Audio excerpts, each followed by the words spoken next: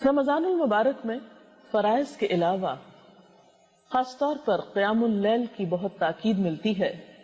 حدیث پاک میں آتا ہے من قام رمضان ایمانا و احتسابا غفر له ما تقدم من ذنبه، جس نے رمضان میں ایمان اور احتساب کے ساتھ یعنی خالص نیت کے ساتھ اور اللہ تعالیٰ سے اجر و ثواب کی نیت کے ساتھ رات کو قیام کیا یعنی تراویح نماز ادا کی تو اس کے پچھلے گناہ معاف کر دیے جائیں گے.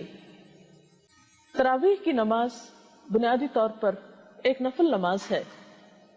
نبی صلی اللہ علیہ وسلم سے ہمیں یہ پتہ چلتا ہے کہ آپ نے رمضان کی آخری راتوں میں باجماعت بھی اس نماز کا اہتمام کیا.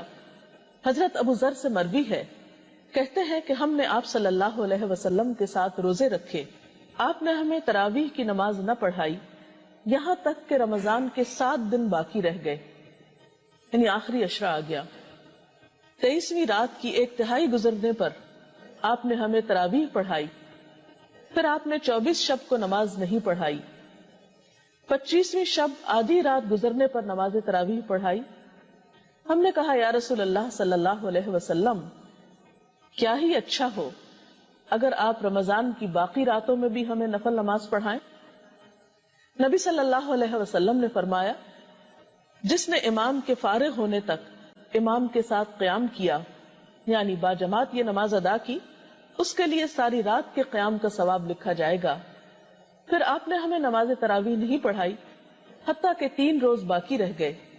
چنانچہ آپ نے ہمیں تیسری مرتبہ 27ویں شب تراویح پڑھائی جس میں اپنے اہل و عیال کو بھی شامل کیا یعنی خواتین بھی شامل ہوئیں. یہاں تک کہ ہمیں فلاح کے ختم ہونے کا ڈر ہوا. میں نے حضرت ابو ذر سے پوچھا فلاح کیا ہے؟ حضرت ابو ذر نے جواب دیا سحری.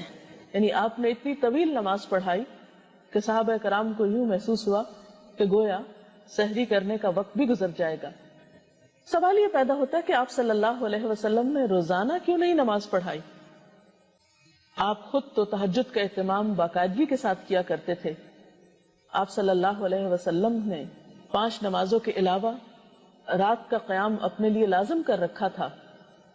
لیکن دوسروں کو یہ نماز رمضان کی ہر شب باجماعت نہ پڑھانے کے پیچھے ایک حکمت یہ ہو سکتی ہے کہ اگر آپ ایسا کرتے تو شاید یہ نماز فرض کے درجے کو پہنچ جاتی اور پھر امت کے لیے اس کو ادا کرنا مشقت کا سبب ہوتا. کیونکہ ایک اور روایت سے یہ پتہ چلتا ہے کہ ان راتوں میں لوگوں کا شوق اور ذوق دیکھنے کے قابل تھا. یعنی ہر رات میں پہلے سے زیادہ لوگ نماز میں شریک ہوئے کیونکہ اس نماز کے پڑھنے کا اپنا ہی ایک لطف ہوتا ہے. کیونکہ خاص طور پر اس میں انسان کو موقع ملتا ہے کہ وہ تراویح میں پورے کا پورا قرآن پاک سن سکے. رات کے اس قیام کے علاوہ دن میں مختلف اوقات میں نوافل کا اہتمام کیا جا سکتا ہے کیونکہ رمضان میں ایک نفل ادا کرنے کا ثواب عام دنوں کے فرض ادا کرنے کے برابر ہے. لیکن یہ یاد رہے کہ نوافل میں اعتدال بہت ضروری ہے. حضرت انس کہتے ہیں کہ نبی صلی اللہ علیہ وسلم نے فرمایا نفل نماز اپنی طبیعت کی خوشی اور شوق کے مطابق پڑھو. جب طبیعت تھک جائے تو بیٹھ جاؤ. اس سے یہ بھی پتہ چلتا ہے کہ نفل نماز بیٹھ کر بھی ادا کی جا سکتی ہے اور جتنی کسی کی استطاعت ہو اس کے مطابق. حضرت عائشہ کہتی ہیں کہ نبی صلی اللہ علیہ وسلم نے فرمایا اپنی ہمت کے مطابق عبادت کرو، اللہ تعالیٰ کبھی نہیں تھکتا. یعنی وہ اجر دینے سے نہیں تھکتا جبکہ تم تھک جاتے ہو. یعنی ایسا نہ ہو کہ تم ایک کام شروع کرو اور اتنا زیادہ شروع کر دو کہ پھر اس کو نبھا نہ سکو، تو یہ عمل پسندیدہ نہیں. حضرت عبداللہ بن عمرو بن العاص کہتے ہیں کہ نبی صلی اللہ علیہ وسلم نے فرمایا اے عبداللہ تم فلاں آدمی کی طرح نہ ہو جانا جو رات کو اٹھا کرتا تھا پھر اس نے اٹھنا چھوڑ دیا. یعنی انسان ایک کام شروع کرے نیکی کا اور پھر کچھ دنوں کے بعد چھوڑ دے تو یہ بات درست نہیں. اس کا یہ مطلب نہیں کہ ہم رمضان میں تراویح کی نماز چھوڑ دیں کہ شاید ہم عام دنوں میں تہجد نہیں پڑھ سکیں گے.